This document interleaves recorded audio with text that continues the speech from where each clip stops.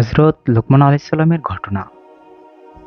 মহান আল্লাহ তাআলা বলেন, আমি লোকমানকে জ্ঞান দান করেছিলাম এবং বলেছিলাম যে, আল্লাহর প্রতি কৃতজ্ঞতা প্রকাশ করো। যে কৃতজ্ঞতা প্রকাশ করে সে তো তা করে নিজের জন্য, এবং কেউ অকৃতজ্ঞ হলে আল্লাহ তো অভাবমুক্ত, প্রশংসার্থ। স্মরণ করো যখন লোকমান উপদেষ্টা ছলে তার পুত্রকে বলেছিল, হে বৎস, আল্লাহর কোনো শরিক করো না, নিশ্চয়ই শিরক চরম জুলুম। আমি তো মানুষকে তার পিতামাতার প্রতি সদাচরণের নির্দেশ দিয়েছি। মা সন্তানকে কষ্টের পর কষ্ট বরণ করে গর্ভে ধারণ করে এবং তার দুধ ছাড়ানো হয় 2 বছরে। সুতরাং আমার প্রতি ও তোমার পিতামাতার প্রতি কৃতজ্ঞ হও। প্রত্যাবর্তন তো আমারই নিকট। তোমার পিতামাতা যদি তোমাকে পীড়াপিড়ি করে আমার সমকক্ষ দাঁড় করাতে, যে বিষয়ে তোমার কোনো জ্ঞান নেই, তুমি তাদের কথা মানো না, তবে পৃথিবীতে তোমাদের সাথে বসবাস করবে সৎভাবে এবং যে বিশুদ্ধ চিত্তে আমার অভিমুখী হয়েছে তার পথ অবলম্বন করো। অতঃপর তোমাদের প্রত্যাবর্তন আমারই নিকট, এবং তোমরা যা করতে সে বিষয়ে আমি তোমাদেরকে অবহিত করব। হে বৎস, কোনো বস্তু যদি সরিষার দানা পরিমাণও হয় এবং সেটি যদি থাকে শিলাগর্ভে অথবা আকাশে কিংবা মাটির নিচে, আল্লাহ তাও উপস্থিত করবেন। আল্লাহ সূক্ষ্মদর্শী, সম্যক অবগত। হে বৎস, সালাত কায়েম করো এবং সৎকর্মের নির্দেশ দিবে, আর অসৎ কর্মে নিষেধ করবে এবং আপদে বিপদে ধৈর্য ধারণ করবে। এটিই তো দৃঢ় সংকল্পের পথ, সংকল্পের কাজ। অহংকার বলে তুমি মানুষকে অবজ্ঞা করবে করবে না, এবং পৃথিবীতে উদ্বুদ্ধভাবে বিচরণ করবে না। নিশ্চয়ই আল্লাহ কোনো উদ্বুদ্ধ অহংকারীকে পছন্দ করেন না। তুমি পা ফেলবে সংযতভাবে এবং তোমার কণ্ঠস্বর নিচু করা নিশ্চয়ই সুরের মধ্যে গর্দভের সুরই অপেক্ষা অপ্রীতিকর। আলস্য লোকমান হলেন লোকমান ইবনে আনকা ইবনে সাদরিন। কেউ কেউ বলেন লোকমান ইবনে সারান। শেষোক্ত মতটি বর্ণনা করেছেন সুহাইলি ইবনে জারির ও কুতাইবি থেকে। সুহাইলি বলেন, লোকমান ছিলেন আয়লা গোত্রের নবী সম্প্রদায়ের লোক। আমি বলি, লোকমান একজন ইবাদতগুজার, বাগী, প্রজ্ঞাবান ও পুণ্যবান ব্যক্তি। কেউ কেউ এও বলেছেন যে লোকমান ছিলেন হযরত দাউদ আলাইহিস সালামের যুগের একজন চাষী। আল্লাহই ভালো জানেন। সুফিয়ান সাউরি ইবনে আব্বাস রাদিয়াল্লাহু তাআলা আনহু সূত্রে বলেন, লোকমান ছিলেন জৈনক অভিসিনীয় দাস পেশায়। নাজ্জার ও সূত্রধর কাতাদা আব্দুল্লাহ ইবনে জুবাইর রাদিয়াল্লাহু তাআলা আনহু সূত্রে বর্ণনা করেন, তিনি বলেছেন, আমি জারির ইবনে আব্দুল্লাহ রাদিয়াল্লাহু তাআলা আনহুকে জিজ্ঞেস করেছিলাম যে, লোকমান সম্পর্কে শেষ পর্যন্ত আপনাদের অভিমত কি? নাজ্জার বা সূত্রধর কি বললেন? লোকমান ছিলেন খর্বাকৃতি এবং নবী গোত্র ছিল চ্যাপ্টা নাক বিশিষ্ট লোক। ইয়াহিয়া ইবনে সাঈদ আনসারী সাঈদ ইবনে মুসাইয়াব থেকে বর্ণনা করেন, লোকমান ছিলেন মিশরীয় কৃষ্ণাকায় লোক। তার ওষ্ঠধর ছিল মোটা ও পুরু। আল্লাহ তাআলা তাকে হিকমত ও প্রজ্ঞা দিয়েছিলেন, নবুয়ত দান করেননি। আওজাই বলেন, আব্দুর রহমান ইবনে হারমালা বলেছেন, জৈন কৃষাঙ্গ ব্যক্তি সাঈদ ইবনে মুসাইয়াব রাদিয়াল্লাহু তাআলা আনহুর নিকটে সে কিছু যাচ্চা করলেন। তিনি বললেন, তুমি কৃষাঙ্গ বলে দুঃখ করো না, কারণ তিনজন কৃষাঙ্গ ব্যক্তি শ্রেষ্ঠতম মানুষদের অন্তর্ভুক্ত হয়েছেন। তারা হলেন হযরত বিলাল রাদিয়াল্লাহু তাআলা আনহু, হযরত উমর রাদিয়াল্লাহু তাআলা আনহু এবং আজাদকৃত দাস মাহজা রাদিয়াল্লাহু তাআলা আনহু এবং লোকমান হাকিম। তৃতীয় লোকমান ছিলেন কৃষ্ণাকায় নবী ও বংশভূত পুরো ওষ্ঠধর বিশিষ্ট লোক। তাফসীরকার মুজাহিদ রাদিয়াল্লাহু তাআলা আনহু থেকে বর্ণিত, লোকমান ছিলেন কৃষ্ণাকায় কৃতদাস, ঠোঁট দুটো পুরু এবং পা দুটো ফাটা। এক বর্ণনায় আছে তিনি ছিলেন চ্যাপ্টা পা বিশিষ্ট। ওমর ইবনে কায়েস বলেন, লোকমান ছিলেন একজন কৃষ্ণাকায় কৃতদাস, ঠোঁট দুটো মোটা, পা দুটো চ্যাপ্টা। তিনি যখন লোকজনকে উপদেশ দিচ্ছিলেন, এমন সময় একজন লোক এসে বলল, আপনি না আমার সাথে অমুক অমুক স্থানে বকরি চড়িয়েছেন? তিনি অকপটে স্বীকার করে নিলেন এবং বললেন, হ্যাঁ। লোকটি বলল, তাহলে আমি এখন যা দেখেছি এ পর্যায়ে আপনি উন্নীত হলেন কেমন করে? তিনি উত্তর দিলেন, সত্য কথা বলা এবং অপ্রয়োজনীয় বিষয়ে মৌনতা অবলম্বনের মাধ্যম। এ বর্ণনাটি ইবনে জারিরের ইবনে আবি হাতিম আব্দুর রহমান ইবনে আবি ইয়াখিত ইবনে জাবির থেকে বর্ণনা করেন। তিনি বলেছেন, লোকমান হাকিমের হিকমত ও প্রজ্ঞার বদৌলতে আল্লাহ তাআলা তাকে উচ্চ মর্যাদা দান করেছেন। তার পূর্ব পরিচিত এক ব্যক্তি তাকে দেখে বলল, আপনি কি অমুকের কৃতদাস ছিলেন না? আপনি কি পূর্বে বকরি চড়াতেন না? তিনি বললেন, লোকটি বলেন, কিসে আপনাকে আমার দেখা এই পর্যায়ে উন্নীত করলো? তিনি বললেন, তকদিরের লিখন, আমানতদারি, সত্যবাদিতা ও অপ্রয়োজনীয় বিষয় বর্জন। আফরান আজাদকৃত উমর দাস থেকে বর্ণিত, তিনি বলেন, এক ব্যক্তি লোকমান হাকিমের নিকট উপস্থিত হয় এবং সে বলে, আপনি তো বনু নুহাশ গোত্রের কৃতদাস লোকমান। তিনি বললেন, হ্যাঁ। লোকটি বলল, আপনি সেই কৃষ্ণাকায় বকরি চড়ানো ব্যক্তিই তো? তিনি বললেন, আমার কালো বর্ণ বলার অপেক্ষা রাখে না। আমার কোনো বিষয়টি আপনাকে বিস্মিত করেছে? সে বলল, তা এই যে লোকজন আপনার কাছে জড়ো হচ্ছে, আপনার দরজা ওদেরকে আচ্ছাদিত করছে এবং আপনার বক্তব্যে তারা গৃহীত হচ্ছে। লোকমান বললেন, ভাতিজা, আমি তোমাকে যা বলবো তুমি যদি তা করো তবে তুমিও আমার মতো হতে পারবে। সে বলল, তা কি? লোকমান হাকিম বললেন, আমি আমার দৃষ্টি অবনত রাখি, আমার জিহ্বা সংযত রাখি, আমার পানাহার ও যৌনাচারের ব্যাপারে আমি সংযম অবলম্বন করি, আমার দায়িত্ব পালন করি, অঙ্গীকার পূরণ করি, মেহমানদেরকে সম্মান করি, প্রতিবেশীদেরকে হক আদায় করি, অপ্রয়োজনীয় বিষয় বর্জন করি। এ কর্মগুলোই আমাকে এ পর্যায়ে এনে পৌঁছেছে যা তুমি দেখতে পাচ্ছ। ইবনে আবি হাতিম আবু দারদা রাদিয়াল্লাহু তাআলা আনহু থেকে বর্ণিত, লোকমান হাকিমের আলোচনায় একদিন তিনি বললেন, তার না ছিল উল্লেখযোগ্য পরিবার পরিজন, না ধন সম্পদ, না কোনো বংশমর্যাদা, না কোনো বৈশিষ্ট্য। তবে তিনি ছিলেন সুঠামদেহী, নীরবতা অবলম্বনকারী, চিন্তাশীল, গভীরভাবে পর্যবেক্ষণকারী। দিনের বেলা তিনি কখনো ঘুমাতেন না। তাকে কেউ থুতু ফেলতে দেখেনি কাশি দিতে, পেশাব পায়খানা থেকে শুরু করে গোসল করতে কিংবা বাজে কাজকর্ম করতে, এবং কেউ তাকে হাসতেও দেখেনি। খুব গভীর কোনো জ্ঞানের কথা না হলে বা কেউ জিজ্ঞাসা না করলে তিনি কখনো তার বক্তব্য পূর্ণ উচ্চারণ করতেন না। তিনি বিবাহ করেছিলেন এবং তার একাধিক সন্তানও জন্মগ্রহণ করেছিলেন। এদের মৃত্যুতে তিনি কাঁদেননি। তিনি রাজা, বাদশাহ ও আমির উমরাদের নিকট যেতেন তাদের অবস্থা দেখার জন্য, চিন্তা ভাবনা করার জন্য এবং ওদের জীবন থেকে শিক্ষা গ্রহণের জন্য। ফলে তিনি এ মর্যাদার অধিকারী হন। কেউ কেউ বলেন যে তাকে নবুয়ত গ্রহণের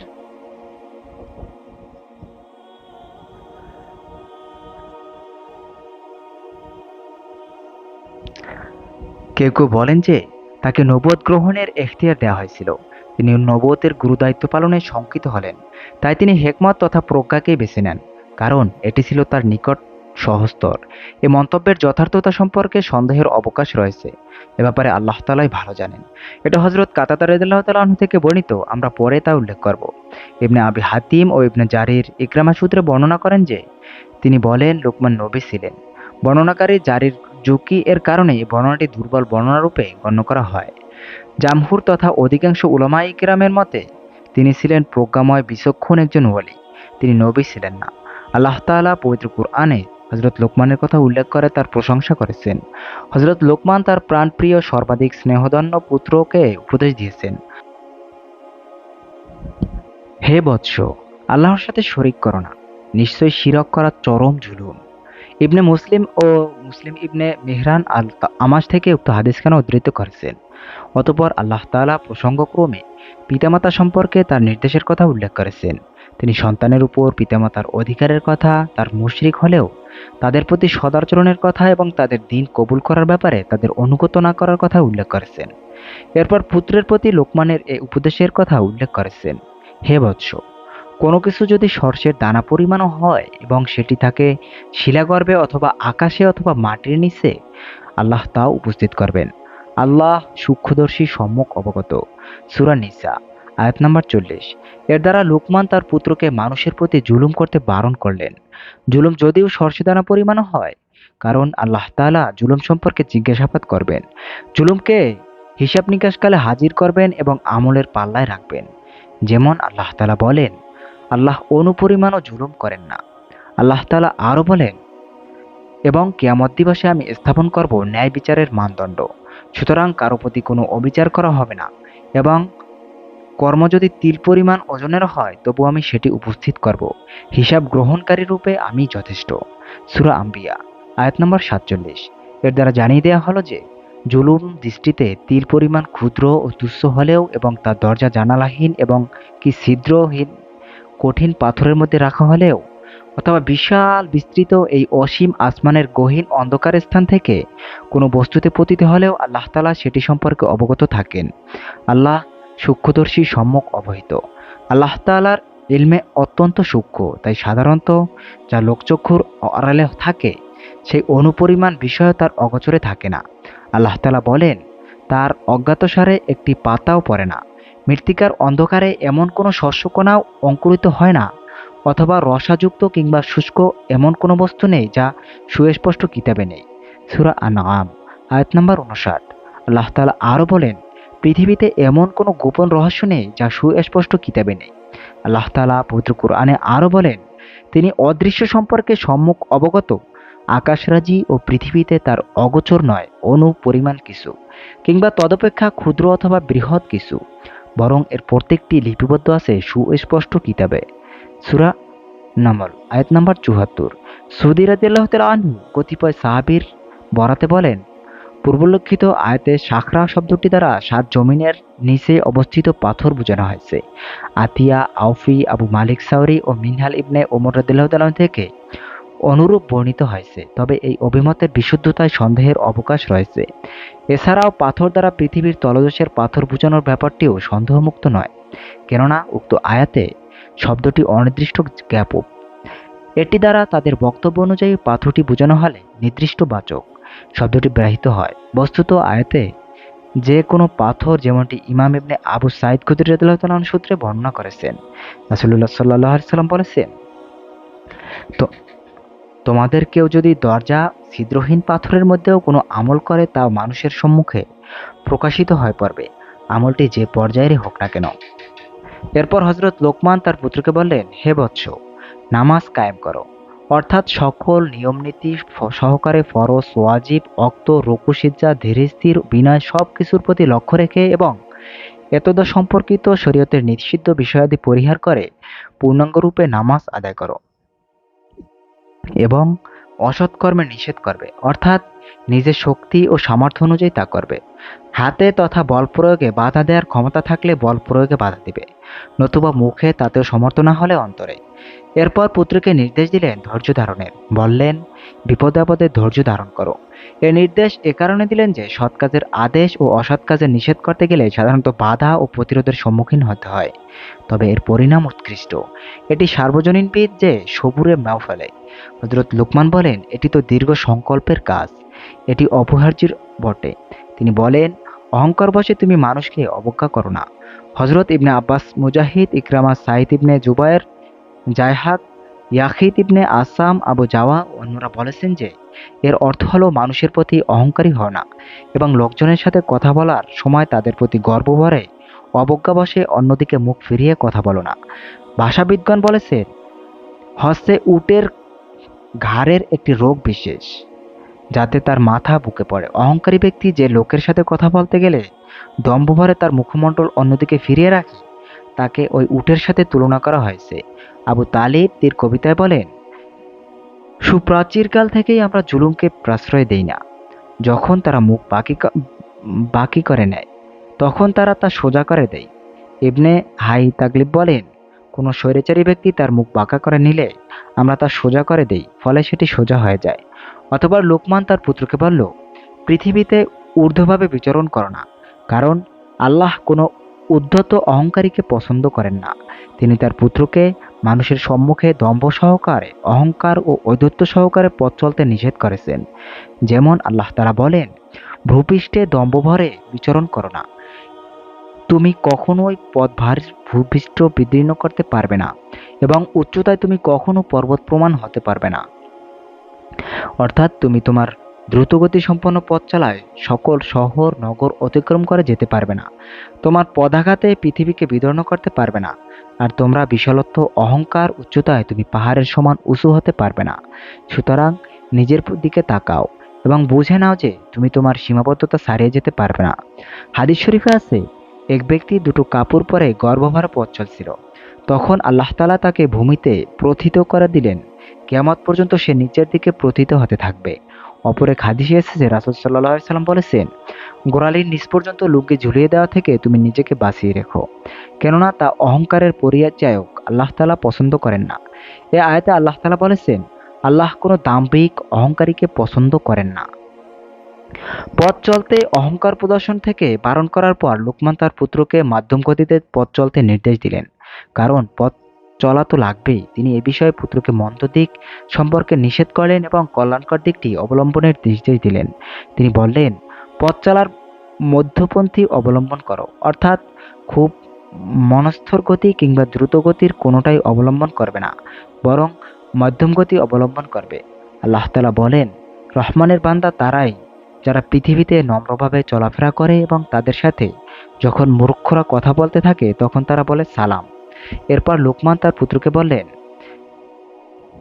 কণ্ঠস্বর নিচু করো, অর্থাৎ তুমি যখন কথা বলবে তখন প্রয়োজনাতিরিক্ত উচ্চস্বরে কথা বলবে না, কারণ সর্বোচ্চ এবং সর্বোৎকৃষ্ট কণ্ঠস্বর হলো গাধার স্বর।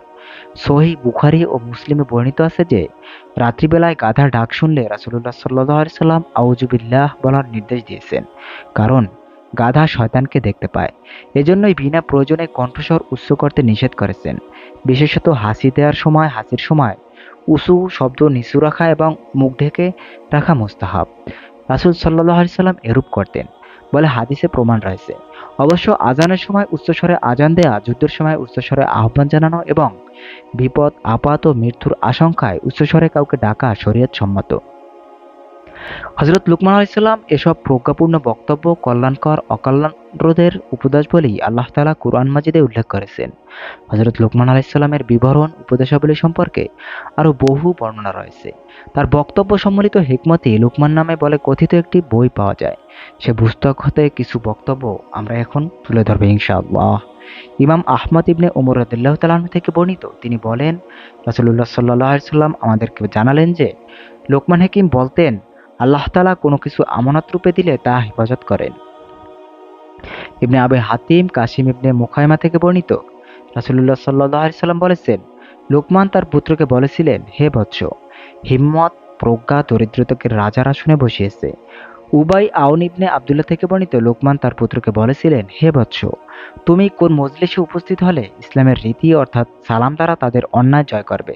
তারপর মজলিসে একপাশে বসে পড়বে। ওদের কথা বলার পূর্বে তুমি কোনো কথা বলো না।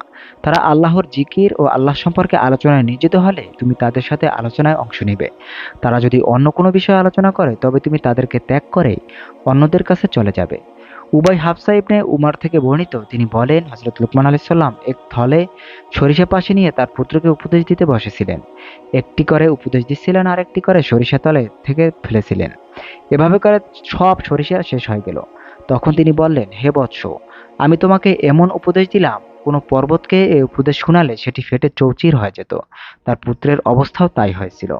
আবু কাসিম তারাবানী ইবনে আব্বাস রাদিয়াল্লাহু তাআলা সূত্রে রাসূলুল্লাহ সাল্লাল্লাহু আলাইহি সাল্লাম বলেছেন, তোমরা কিশাঙ্গরদের সাথে সুসম্পর্ক রেখো, তাদের তিনজন নিশ্চিতভাবে জান্নাতি, লোকমান হাকিম, নাজাশী এবং মুয়াজ্জিন বিলাল।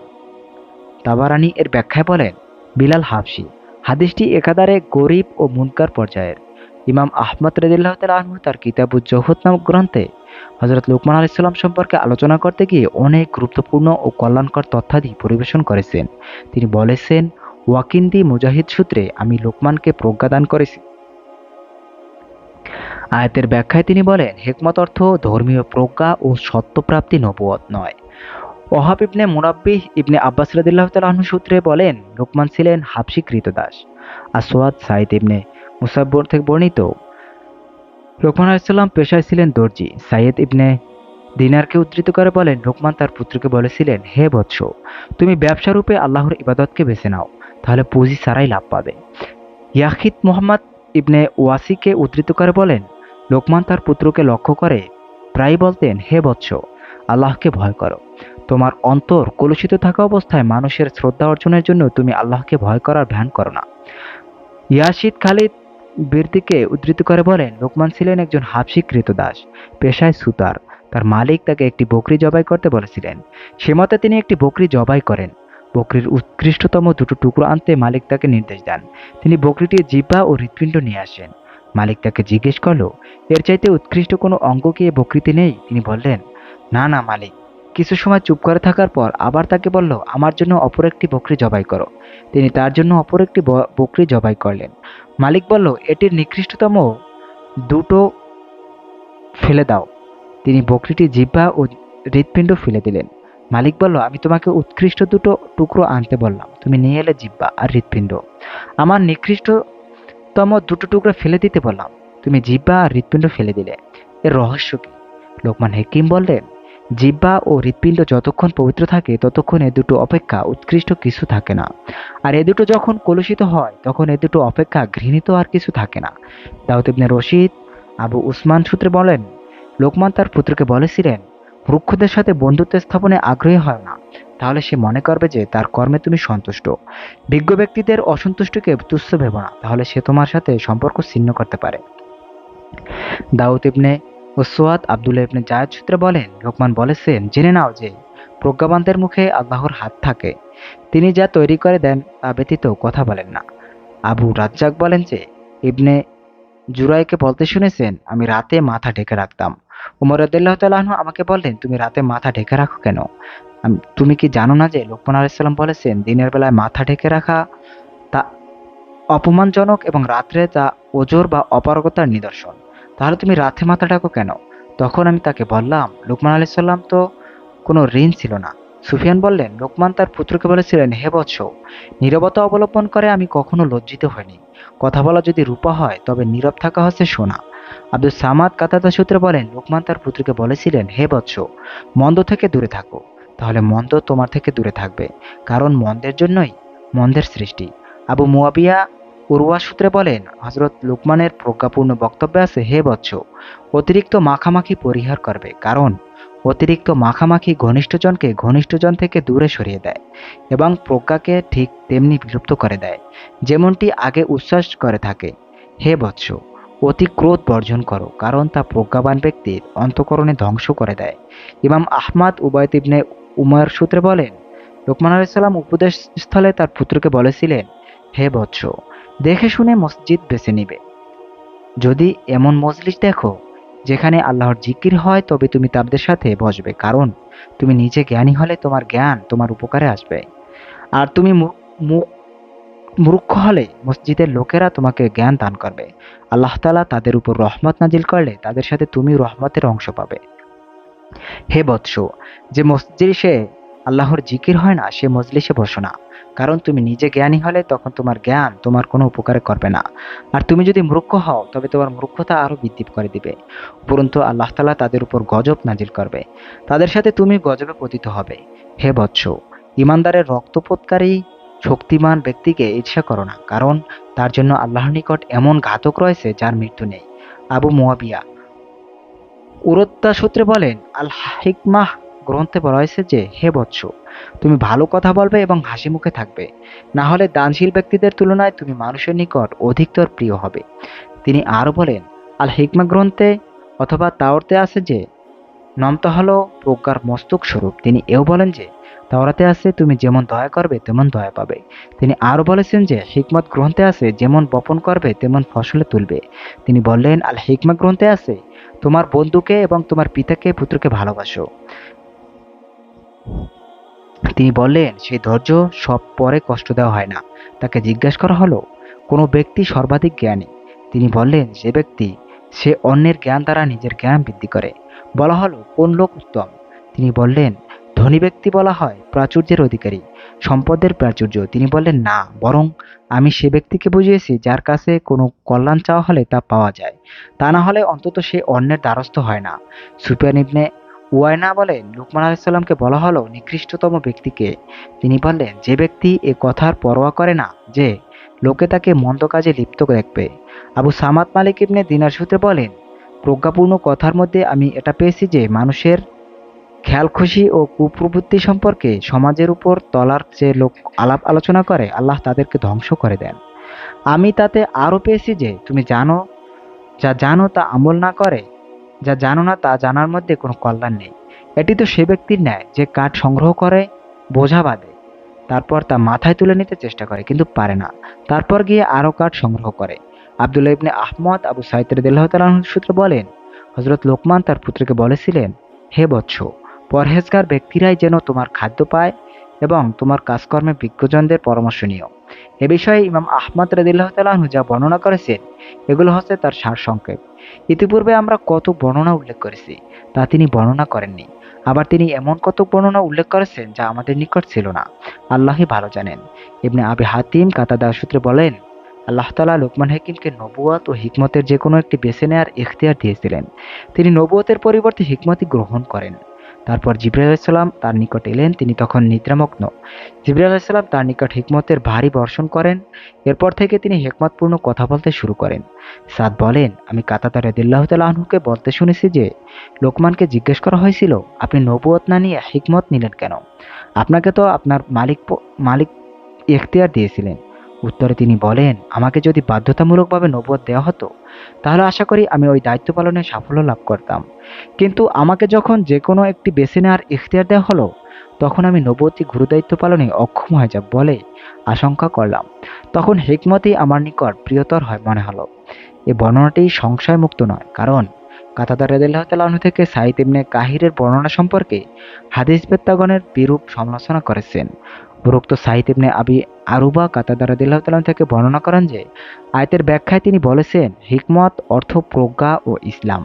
তিনি নবী ছিলেন না, তার প্রতি ওহী অবতীর্ণ হয়নি। পূর্ববর্তীকালের উলামা ইকরাম স্পষ্টভাবে তা বলেছেন। তাদের মধ্যে মুজাহিদ ইবনে মুসাইয়াব ইবনে আব্বাস রাদিয়াল্লাহু তাআলা আনহু প্রমুখ প্রথম যুগের আলিমগণ দীর্ঘভাবে একমত পোষণ করেন। সর্ববিষয়ে মহান আল্লাহ তাআলাই ভালো জানেন।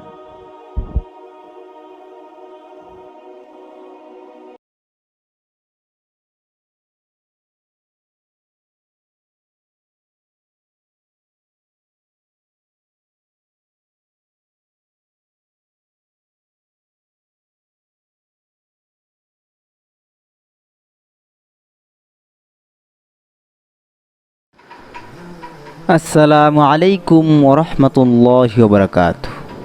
সুপ্রিয় বন্ধুরা, আশা করি আল্লাহর অশেষ মেহেরবানিতে আপনারা সকলেই ভালো আছেন। আজকে আমরা আলোচনা করব আশ্চর্য এক মহামানবের গল্প। ইতিহাসের বিতর্কের ঊর্ধ্বে লোকের সংখ্যা একেবারেই নগণ্য। কারো কাছে কেউই হিরো হলে অন্য কারো কাছে হয়ে যায় সমালোচিত। ব্যক্তির কাজ, আদর্শ, চিন্তা ও অবদানের কারণেই মূলত এই বিতর্ক। সকল সমালোচনার ঊর্ধ্বে উঠতে হলে ব্যক্তিকে হতে হয় সকল ক্ষেত্রে আদর্শ, সর্বজন স্বীকৃত। এমন একজন ব্যক্তি হচ্ছেন লোকমান হাকিম। ধর্মীয় ইতিহাস ও বিশ্ব ইতিহাসে তিনি সকলের কাছে সমানভাবে সমাদৃত। অর্থকরী নয়, বরং জ্ঞানী হচ্ছে ব্যক্তির স্থায়ী সম্পদ। হাজার হাজার বছর পরেও লোকমান হাকিম সকলের কাছে পরিচিত। তা কোন অমূল্য সম্পদের অবদান বলতে পারবেন? জ্ঞান ও প্রজ্ঞাই লোকমান হাকিমকে চিরস্মরণীয় করে রেখেছেন। অনন্তকাল জ্ঞান পিপাসুরা তার জ্ঞান দ্বারা তৃষ্ণা নিবারণ করবে। সুপ্রিয় বন্ধুরা, ভিডিওটি খুবই তথ্যবহুল। ভিডিওটি না টেনে সম্পূর্ণ ভিডিও দেখার অনুরোধ রইল। আশা করি অনেক উপকৃত হবেন। আফ্রিকাকে বলা হয় দুর্ভিক্ষের মহাদেশ, দারিদ্র অঞ্চল হিসেবে পরিচিত। কিন্তু এই আফ্রিকায় মিশরীয় সভ্যতা পৃথিবীর একসময় ছিল সবার মডেল। শিক্ষা, দীক্ষা, আবিষ্কার ও উন্নতির চরম পর্যায়ে উন্নতি পেয়েছিল এই সভ্যতা। আফ্রিকারই আরেকটি অঞ্চল হচ্ছে হাবশা, যার বর্তমান নাম ইথিওপিয়া। ইসলামের প্রথম হিজরত স্থল। সেখানকার বাদশাহ নাজাশির ইসলাম গ্রহণ ও আল্লাহর রাসূল সাল্লাল্লাহু আলাইহি সাল্লাম প্রসিদ্ধ সাহাবী বেলাল রাদিয়াল্লাহু তাআলা আনহু এর জন্মস্থান হওয়ার দরুন মুসলমানদের কাছে পরিচিত। আমাদের আলোচিত ব্যক্তি লোকমান হাকিম আলাইহিস সালামও ছিলেন সেই হাবশার বাসিন্দা। হাবশিরা কালো ও মোটা ঠোঁট বিশিষ্ট হয়ে থাকে। তা সত্ত্বেও আজও লোকমান হাকিমের সুনাম ও নসিহতপূর্ণ কথা পুরো বিশ্বে পরিচিত। এর দ্বারা বোঝা যায়, জ্ঞান ও বুদ্ধি কোনো নির্দিষ্ট ভূখণ্ড, বংশ বা সম্পদে অর্জনের বিষয় নয়। দুনিয়ার যে কোনো অঞ্চলে, বংশ বা জাতে জ্ঞানী ব্যক্তি জন্ম নিতে পারেন। দক্ষিণ আফ্রিকার সদ্য পরলোকগত নেতা ম্যান্ডেলাও তো কালো ছিল, কিন্তু সততা ও আদর্শ দিয়ে সারা দুনিয়ার মানুষের উপর প্রভাব ফেলেছেন। এ বিষয়ে সাহাবী আবু দারদা থেকে বর্ণনা পাওয়া যায়।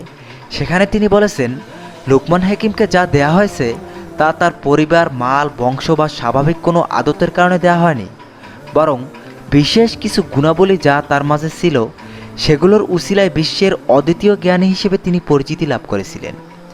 সে গুণগুলো সামনে আলোচনা করা হবে। লোকমান হাকিম পেশাগত দিক থেকে ছিলেন একজন কাঠমিস্ত্রি। সামান্য আয়ের মানুষ হলেও তিনি কখনো অর্থের জন্য অনৈতিক কাজে জড়াননি। সৎভাবে অর্জিত অর্থ দিয়েই তিনি জীবন চালাতেন। লোকমান হাকিমকে এক লোক এসে বলে, তুমি ওই ব্যক্তি না যে আমার সঙ্গে মাঠে ছাগল চড়িয়েছো? আচ্ছা বলো তো, তুমি এত বড় হলে কিভাবে? লোকজন দূর দূরান্ত থেকে তোমার কাছে কথা শোনার জন্য আসে এবং তোমার এত বড় মজলিস বসে। উত্তরে তিনি দুটি গুণের কথা বলেন। দুটি গুণের কারণেই আল্লাহ তাআলা তাকে এত বড় করেছেন। এক, সদা সত্য কথা বলা। দুই, অনর্থক কথা বলা থেকে বিরত থাকা। কোনো কোনো বর্ণনায় পাওয়া যায় যে লোকমান হাকিম বলেছেন, যে গুণগুলোর কারণে আল্লাহ তাআলা আমাকে এত উপরে উঠিয়েছেন, কোনো ব্যক্তি যদি সেগুলো অর্জন করতে পারেন তাহলে সেও আমার মতো মর্যাদার আসনে সমাসীত হতে পারবেন। সে গুণগুলো হচ্ছে নিজের দৃষ্টিকে নিচের দিকে রাখা, জবানকে বন্ধ রাখা বা চুপ থাকা, হালাল আয়ের উপর সন্তুষ্ট থাকা, লজ্জাস্থানের হেফাজত করা, সত্য কথা বলা, অঙ্গীকার পূর্ণ করা, মেহমানের ইজ্জত রক্ষা করা, প্রতিবেশীকে কোনো প্রকার কষ্ট না দেয়া, অনর্থক কথা ও কাজ পরিহার করা। তাফসিরে মারিফুল কুরআনে ইবনে কাসিরের সনদে এই কথাগুলো লেখা আছে। সাহাবী আবু দারদা রাদিয়াল্লাহু তাআলা আনহু এর বর্ণনায় এসেছে, তিনি ছিলেন নীরবতা অবলম্বনকারী, সর্বদা চিন্তায় নিমগ্ন ও দূরদৃষ্টি সম্পন্ন একজন ব্যক্তি। তিনি দিনে কখনো ঘুমাতেন না। কেউ তাকে থুতু ফেলা বা নাক পরিষ্কার ইত্যাদি মানবীয় কাজ করতে দেখেননি, অর্থাৎ এগুলো তিনি নীরবে সেরে ফেলতেন। ইবনে কাসির। আজ আমাদের মাঝে এই গুণগুলোর অনুসন্ধান চালালে দেখা যাবে অধিকাংশ মানুষই অনুপস্থিত। আমরা অনেকেই সন্তানকে বড় ব্যক্তি হিসেবে গড়ে তুলতে চাই। বড় হতে লোকমান হাকিমের এই গুণগুলোর বিকল্প অন্য কিছুই নেই। লোকমান হাকিম নবী ছিলেন কিনা সে ব্যাপারে অনেক মতানৈক্য পরিলক্ষিত হয়। ইবনে কাসির রহমাতুল্লাহ আলাই এর ব্যাপারে উম্মতের ইজমা বর্ণনা করেছেন যে তিনি নবী ছিলেন না। একজন ইকরিমা রাদিয়াল্লাহু তাআলা আনহু থেকে এ বর্ণনা পাওয়া যায় যে সেখানে বলা হয়েছে তিনি নবী ছিলেন, কিন্তু মুফাসসিরগণ ওই বর্ণনাকে দুর্বল বলেছেন। তিনি হযরত আইয়ুব আলাইহিস সালামের আত্মীয় ছিলেন। কোনো কোনো বর্ণনায় এসেছে তিনি আইয়ুব আলাইহিস সালামের খালাতো ভাই ছিলেন। আল্লাহ তাআলা তাকে অনেক লম্বা জীবন দান করেছিলেন। হযরত দাউদ আলাইহিস সালামের যুগ পর্যন্ত তিনি জীবিত ছিলেন। তিনি নবী হওয়ার ব্যাপারে মতানৈক্য থাকলেও আল্লাহ তাআলার বিশেষ বান্দা হওয়ার ব্যাপারে কোনো ভিন্ন মত নেই। হযরত লোকমান আলাইহিস সালাম সকলের কাছে হাকিম হিসেবে পরিচিত ছিলেন। হাকিম মানে হচ্ছে যার থেকে প্রজ্ঞাপূর্ণ কথা বের হয়। তার কথা ছিল অর্থবহ, মানুষের মাঝে এর প্রভাব ছিল ব্যাপক। কখনো মানুষ তার কথাকে বাণী হিসেবে লিখে রাখে। তার কৃতিত্বের জন্য এতটুকুই যথেষ্ট যে আল্লাহ তাআলা স্বয়ং তার কথাকে পবিত্র কুরআনে মানুষের নসিহত হিসেবে বর্ণনা করেছেন এবং পবিত্র কুরআনের একটি সূরায় নাম রাখা হয়েছে সূরা লোকমান। হযরত কাতাদা রাহমাতুল্লাহ আলাই থেকে লোকমান আলাইহিস সালাম সম্পর্কে একটি বর্ণনা পাওয়া যায়। সেখানে বলা হয়েছে আল্লাহ তাআলা হযরত লোকমান হাকিমকে দুটি বিষয়ের উপর যে কোনো একটি গ্রহণের এখতিয়ার দিয়েছিলেন। বিষয় দুটি হচ্ছে নবুয়ত ও হিকমত। হযরত লোকমান আলাইহিস সালাম হিকমতকে কবুল করেন, নবুয়তকে গ্রহণ করেননি। কেউ একজন তাকে এর কারণ জিজ্ঞাসা করলে তিনি বলেন, যদি আমাকে নবুয়ত দেওয়ার বিষয়টি চূড়ান্ত হতো তাহলে আমি তা গ্রহণ করতাম এবং আমি গ্রহণ করলে আল্লাহর সাহায্য পেয়ে তাতে সফল হতাম, কিন্তু তা চূড়ান্ত না করে ঐচ্ছিক রাখা হয়েছে, যে কারণে এ দায়িত্ব পালনের ব্যাপারে আমি শঙ্কিত ছিলাম, তাই আমি হিকমতকে অগ্রাধিকার দিয়ে তা গ্রহণ করেছি। রাসূল করিম সাল্লাল্লাহু আলাইহি সাল্লাম এর এক বর্ণনায় এসেছে, কোনো ব্যক্তিকে প্রার্থী হওয়া ছাড়া যদি দায়িত্ব দেওয়া হয় তাহলে সেখানে আল্লাহ তাআলার সাহায্য আসে, আর কোনো ব্যক্তি যদি দায়িত্ব নিজ ইচ্ছা থেকে চেয়ে নেয় তাহলে সেখানে কোনো রহমতের বিষয় থাকে না।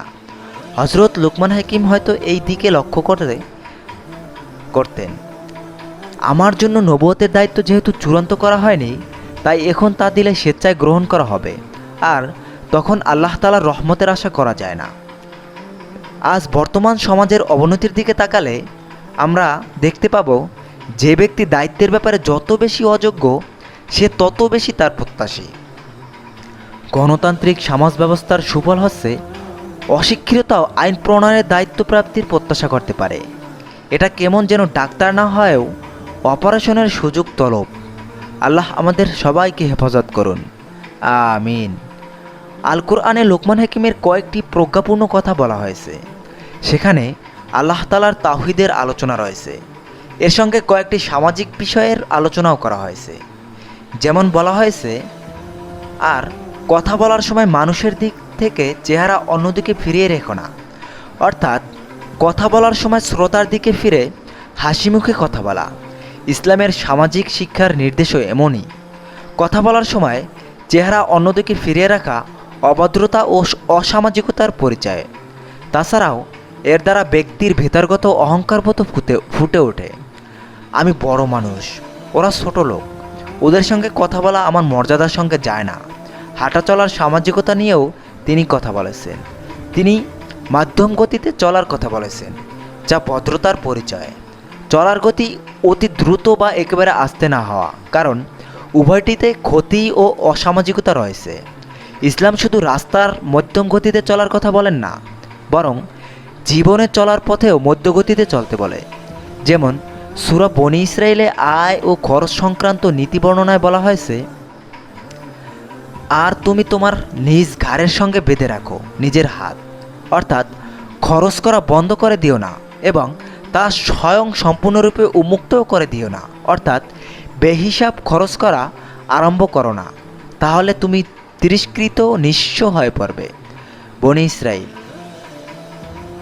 লোকমান হাকিমের আরেকটি সামাজিক শিক্ষা ছিল কথা বলার সময় নিজ আওয়াজকে নিচু রাখা। অনেকেই উঁচু আওয়াজে কথা বলে নিজের শক্তিমত্তার পরিচয় দিতে চায়। এটা একেবারেই অসামাজিক। লোকমান হাকিমের ভাষায় উঁচু আওয়াজে কথা বলা যদি কৃতিত্ব থাকতো, তাহলে এ ময়দানে গাধা হতো সবচেয়ে সফল, কারণ গাধার আওয়াজেই সবচেয়ে উঁচু। তিনি পিতামাতার সঙ্গে সন্তানের ব্যবহার নিয়েও অনেক আলোচনা করেছেন। কারো অমুসলিম পিতামাতা যদি ওই ব্যক্তিকে অমুসলিম বানানোর জন্য চাপ দেয়, তারপরও তাদের সঙ্গে খারাপ আচরণ করা যাবে না। দুনিয়াতে ভালো আচরণ দ্বারা তাদেরকে খুশি রাখতে হবে। হাদিসেও লোকমান হাকিমের প্রজ্ঞাপূর্ণ বিভিন্ন কথা বলা হয়েছে। যেমন আবু মুসা আশআরী রাদিয়াল্লাহু তাআলা আনহু এর সূত্রে রাসূল করিম সাল্লাল্লাহু আলাইহি সাল্লাম থেকে তার একটি প্রজ্ঞাপূর্ণ কথা বর্ণিত হয়েছে। লোকমান হাকিম তার ছেলেকে বলেন, হে বৎস, ভিক্ষা থেকে তুমি দূরে থেকো, কেননা তা রাতের বেলায় ভয়ের কারণ আর দিনে লাঞ্ছনা। জ্ঞান ও প্রজ্ঞার গুরুত্ব প্রসঙ্গে তিনি বলেছেন, জ্ঞান মিসকিনকে বাদশাহর বৈঠকে বসার ব্যবস্থা করে। লোকমান হাকিম আমাদের থেকে বিদায় নেয়ার হাজার হাজার বছর অতিক্রান্ত হয়েছে, কিন্তু তার আদর্শ ও প্রজ্ঞাপূর্ণ কথা থেকে এখনও মানুষ অনেক উপকৃত হচ্ছে। তার জীবন থেকে আমরা শিক্ষা পাই, একদিন আমি সম্পদ ছেড়ে চলে যাব বা আমাকে ছেড়ে যাবে, কিন্তু জ্ঞান ও আদর্শ কখনো আমার থেকে বিলীন হবে না, মানুষের মনে চিরঞ্জীব করে রাখবে। যুগের পর যুগ আমার দ্বারা মানুষ উপকার পাবে। তাই সম্পদ নয়, বরং জ্ঞানের পাহাড় গড়ো এবং মানুষকে উপকৃত করো। মহান আল্লাহ রাব্বুল আলামিন আমাদেরকে ইসলামী সঠিক জ্ঞান দান করুন এবং সেই জ্ঞান মোতাবেক নিজের জীবনকে পরিচালনা করার তৌফিক দান করুন। সুপ্রিয় বন্ধুরা, ভিডিওটি ভালো লাগলে চ্যানেলটিতে একটি সাবস্ক্রাইব করে বেল আইকনটি বাজিয়ে দেবেন। আজ এ পর্যন্তই। আগামীতে দেখা হবে অন্য কোনো ভিডিও নিয়ে। মহান আল্লাহ রাব্বুল আলামিন সবাইকে ভালো রাখুন, সুস্থ রাখুন। আসসালামু আলাইকুম ওয়া রাহমাতুল্লাহি ওয়া বারাকাতুহু। আজকে আলোচনা করব লোকমান হাকিম রহমতুল্লাহ আলাইহি ও 3 জন নফরমান মেয়ের চমৎকার ঘটনা সম্পর্কে, যা শুনে আপনার মন ছুঁয়ে যাবে ইনশাআল্লাহ। ভিডিওটি খুবই গুরুত্বপূর্ণ। ভিডিওটি না টেনে ভিডিওটিতে একটি লাইক দিয়ে সম্পূর্ণ ভিডিও দেখার অনুরোধ রইল। আশা করি অনেক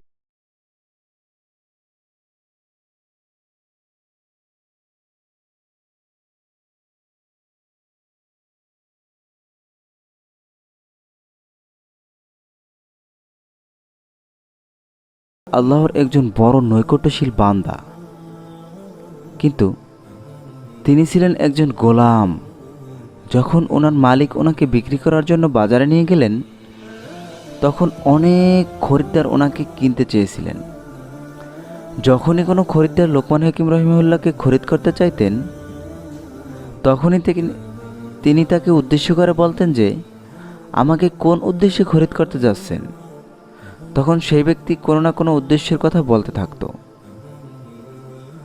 যখন লোকমান হাকিম সে লোকের কারণ শুনতেন, তখন তিনি তাকে বলতেন, আল্লাহর রাস্তা আমাকে খরিদ না করলে ভালো হবে, কারণ আমি আপনার কোনো কাজে আসব না। এই কথা শুনে খরিদ্দার তাকে না কিনে অন্য একজনকে কিনে নিয়ে চলে যেত। এভাবেই চলে গেল অনেক দিন। একদিন এক খরিদ্দার লোকমান হাকিম রহমতুল্লাহ আলাইকে কিনতে চাইলে তিনি তাকে বললেন, আমাকে নিয়ে আপনি কী কাজ করবেন? তখন সেই লোকটি লোকমান হাকিম রহিমাহুল্লাহকে বললেন, তোমাকে দিয়ে আমি আমার ঘরের চৌকিদারের কাজ করাবো। এই কথা শুনে লোকমান হাকিম চুপ হয়ে গেলেন এবং বললেন, ওনাকে কিনে নিয়ে যেতে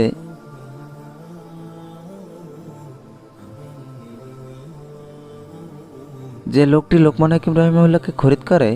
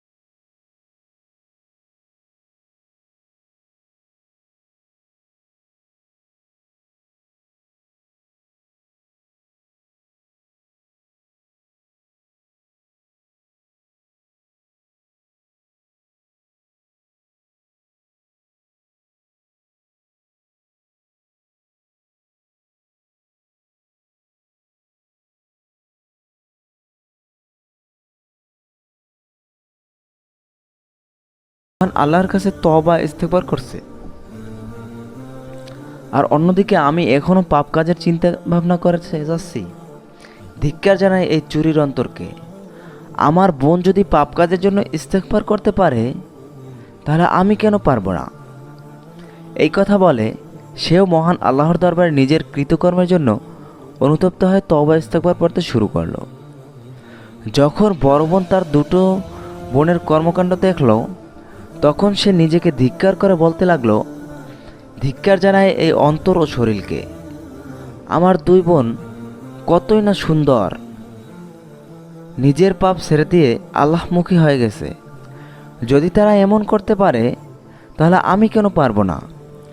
এমনিভাবে তিন বোন নিজেদের কৃতকর্মের জন্য মহান আল্লাহ রাব্বুল আলামিনের দরবারে তওবা ইস্তেগফার করে এ সমস্ত গুনাহ কাজের জন্য আল্লাহর নিকট তওবা করল এবং সকল পাপ কাজ পরিহার করে ফেলল। যখন এই খবর সেই এলাকার মধ্যে বসবাসকৃত দুশ্চরিত্রের অধিকারী সমস্ত মেয়েরা জানতে পারল, তখন তারা মনে মনে বলতে লাগলো, সেই তিন বোন সমাজের সবচেয়ে বড় গুনাহগারের অধিকারী ছিল। তারা যদি ক্ষমা চাইতে পারে আর আল্লাহ যদি তাদেরকে ক্ষমা করে দিতে পারেন, তাহলে আমাদের কেন পারবেন না? এই সমস্ত চিন্তা ধারণা নিয়ে সেই এলাকার সবাই নিজেদের কৃতকর্মের জন্য মহান আল্লাহর দরবারে তওবা ইস্তেগফার করতে লাগলো। এভাবেই সামান্য একজন গোলামির কারণে সেই এলাকার সকল মহিলারা তাদের কৃতকর্মের জন্য মহান আল্লাহর সান্নিধ্যে ক্ষমা প্রার্থনা করে এবং তাদের বদৌলতে সমুদ্র এলাকার সকল পুরুষ মানুষ ছিল সবাই সঠিক পথে চলে আসলো। আল্লাহ রাব্বুল আলামিন উক্ত ঘটনার মাধ্যমে আমাদেরকে সঠিক বোঝার তৌফিক দান করুন। ভিডিওটি ভালো লাগলে চ্যানেলটিকে যারা এখনও সাবস্ক্রাইব করেননি, চ্যানেলটিকে সাবস্ক্রাইব করে নেবেন এবং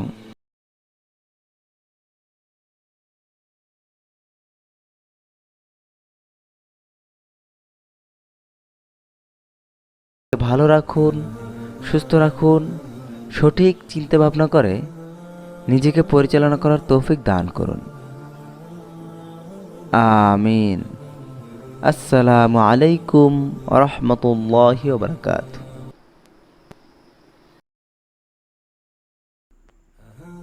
হজরত লোকমান আলাইসাল্লাম এর কৃতদাস জীবনের গল্প। হজরত লোকমান ছিলেন হাবশী সম্প্রদায়ের লোক। প্রথম জীবনে তিনি তৎকালীন শাম দেশের অধিবাসী এক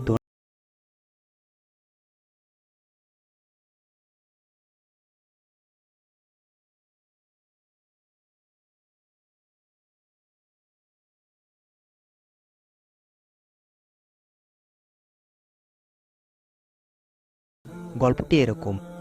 হজরত লোকমান আলাইসাল্লাম যখন বকরি চড়াতেন, তখন একটি সমবয়সী বালকের সাথে তার বন্ধুত্ব হয়। পরবর্তী জীবনে সেই বাল্যবন্ধুটি ঘটনাক্রমে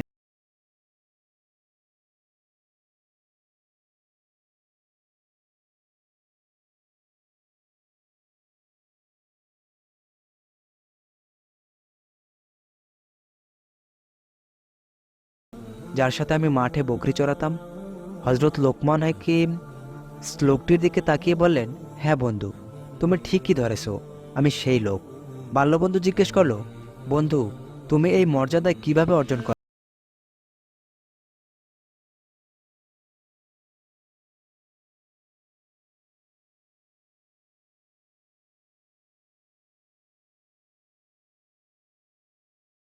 বন্ধুরা, তোমরা নিশ্চয়ই জানো যে হজরত লোকমান আলাইসাল্লাম তার পুত্রকে উদ্দেশ্য করে বহু মূল্যবান উপদেশ দিয়েছেন। পবিত্র কুরআনে সূরা লোকমানে তা বর্ণনা করা হয়েছে। হজরত লোকমান হাকিম তার পুত্রকে উদ্দেশ্য করে বলেছেন, হে আমার পুত্র, সালাত কায়েম করো আর সৎ কাজের নির্দেশ দাও এবং অসৎ কাজে নিষেধ করো, বিপদে আপদে সবর করো, নিশ্চয়ই এটা সাহসিকতার কাজ। হজরত লোকমান হাকিম মানুষকে গর্ব অহংকার করা, উচ্চস্বরে কথা বলা, পিতামাতাকে কষ্ট দেয়া, কুফরি করা, ভোগবিলাসে গা ভাসিয়ে দেওয়া থেকে বিরত থাকার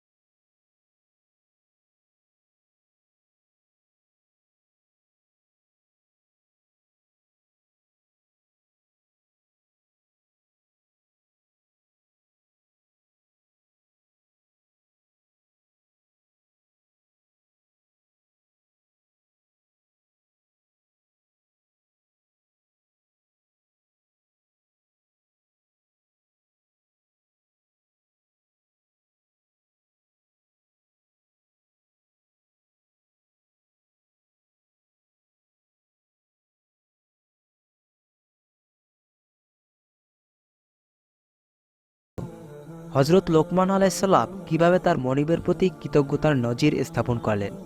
আমাদেরও উচিত আমাদের অভিভাবক ও পিতামাতার প্রতি কৃতজ্ঞ হওয়া, তবে সবচেয়ে বেশি কৃতজ্ঞ হওয়া উচিত মহান আল্লাহর প্রতি, যিনি আমাদেরকে জ্ঞান ও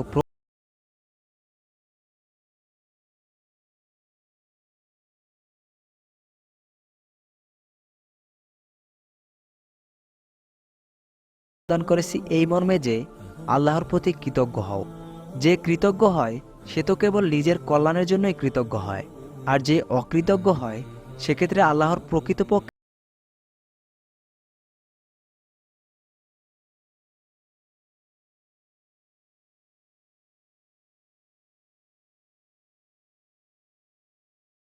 জীবনে চলার পথে বহু রকমের কষ্ট ও আমাদের বাধা সামনে আসতে পারে।